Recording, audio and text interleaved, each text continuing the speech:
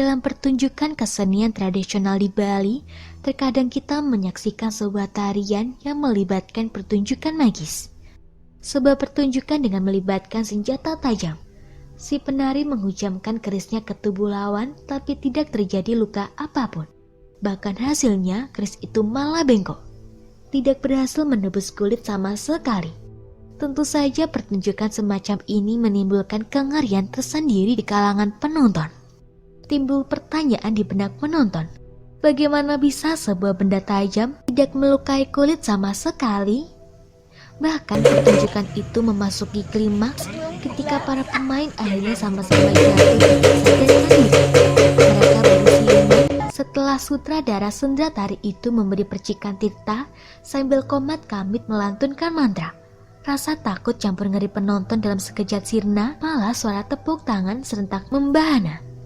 Pertunjukan tek-tekan lakon calon arang di Karambitan, Tabenan Bali usai tanpa pertumpahan darah. Cuma keris-keris bengkok dan rasa heran yang tersisa. Bisa ditebak yang mereka herankan dari pertunjukan seperti itu pasti soal kebalnya si penari dari tikaman keris tajam. Ternyata rasa kebal itu muncul menyusul keadaan trans atau kesurupan yang dialami penari. Kesurupan itu sendiri seakan tak terpisahkan dengan kebanyakan tari atau drama tari yang sebenarnya bukan cuma di Bali. Ada daerah lain yang keseniannya juga mempertontonkan atraksi yang dimainkan oleh pemain atau penari yang sedang kesurupan. Sebut saja Debus di Banten, Aceh, Sumut, dan Sumbar. Atau kuda kepang yang di Banyumas disebut jarang eblek, di Boyolali populer dengan nama jelantur, dan di Jabar terkenal dengan julukan kuda lumping, dan di Jatim punya nama panggilan jarandor. Ada sejak bayi. Pertunjukan seram di kedua bentuk kesenian daerah itu masih berkisar pada adu kuat antara tubuh manusia dengan benda tajam. Pada Debus misalnya, orang pastilah merinding saat menonton pemain menyayat lidah, mandi air mendidih, berguling di atas duri, dipukul dengan gada, memanjat tangga golok tajam, atau menginjak pecahan kaca.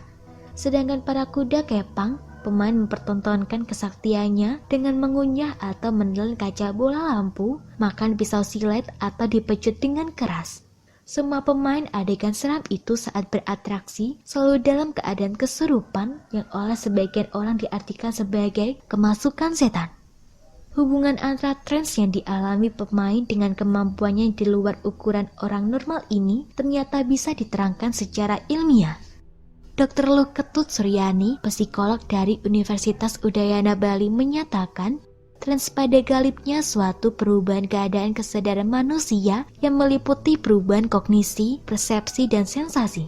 Dengan perubahan itu, seseorang akan memiliki kemampuan di luar kebiasaan manusia normal. Pada prinsipnya, semua manusia memiliki bibit untuk bisa mengalami trans. Contoh paling mendasar, bayi tiba-tiba tertawa atau menangis. Menurut Suryani, fenomena ini muncul karena adanya indera keenam yang memungkinkan dia memiliki kemampuan trans. Dengan kemampuan itu, dia bisa mengirim perasaan ke ibunya yang jauh dari tempatnya. Inilah kemampuan lebih yang dimilikinya. Pada umur sekitar 10 tahun logika mulai masuk. Sejak itu kehidupan sehari-hari cenderung mengajarkan penggunaan logika. Penggunaan insting mulai ditinggalkan. Dengan sendirinya, insting yang sebenarnya adalah kemampuan trans itu lama-kelamaan menjadi tumpul karena tak pernah digunakan.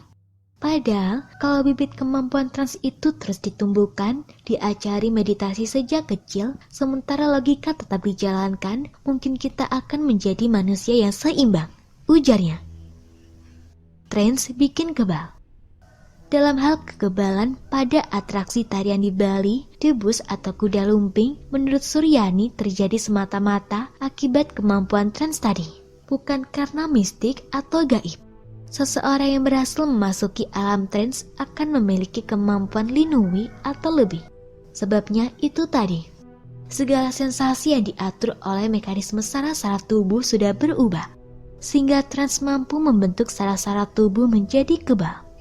Bara api yang diinjak tak lagi dirasakan panas. Keris yang ditikamkan ke perut tak sedikit pun menimbulkan rasa sakit, bahkan tak menampakkan bekas luka.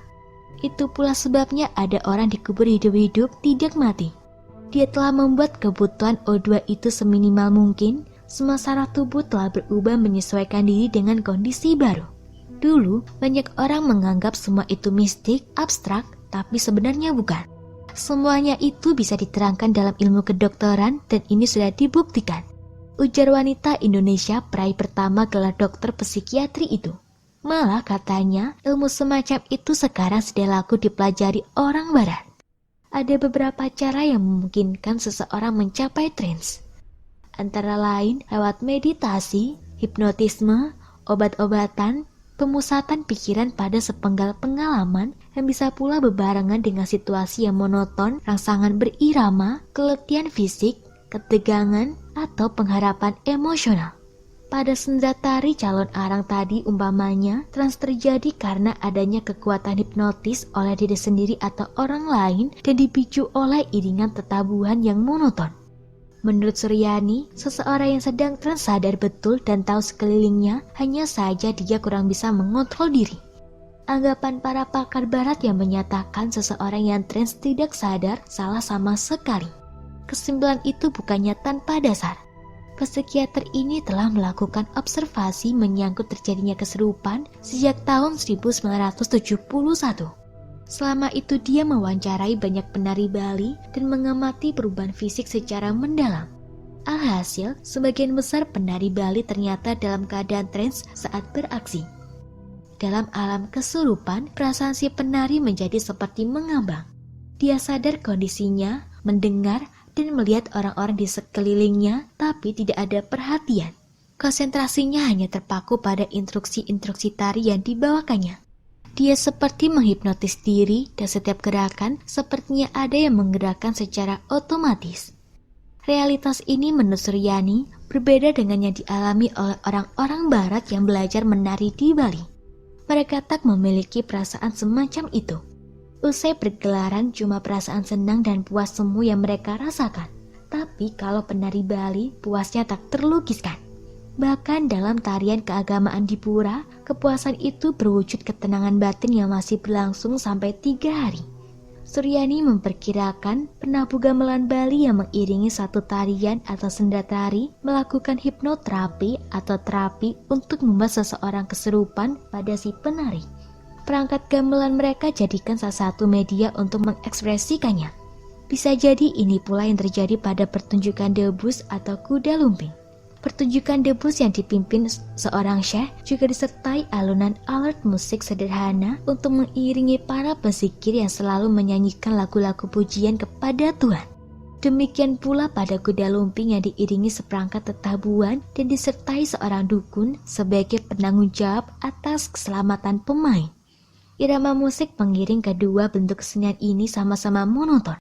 Jadi, apa diarahkan terhadap seseorang pada dasarnya mampu menjadikan kesurupan, ungkap Suryani.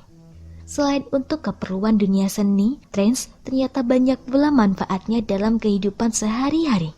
Dengan kemampuan itu, seseorang mampu mempergunakan indera keenamnya dengan sempurna sehingga dia tidak membaca maksud orang lain tanpa harus mengatakannya.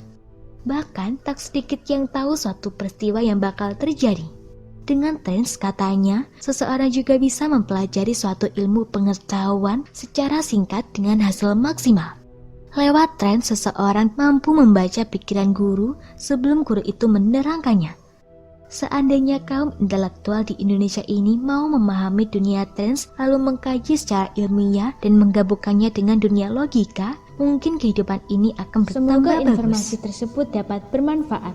Jangan lupa untuk klik subscribe untuk mengetahui video terbaru dari kami.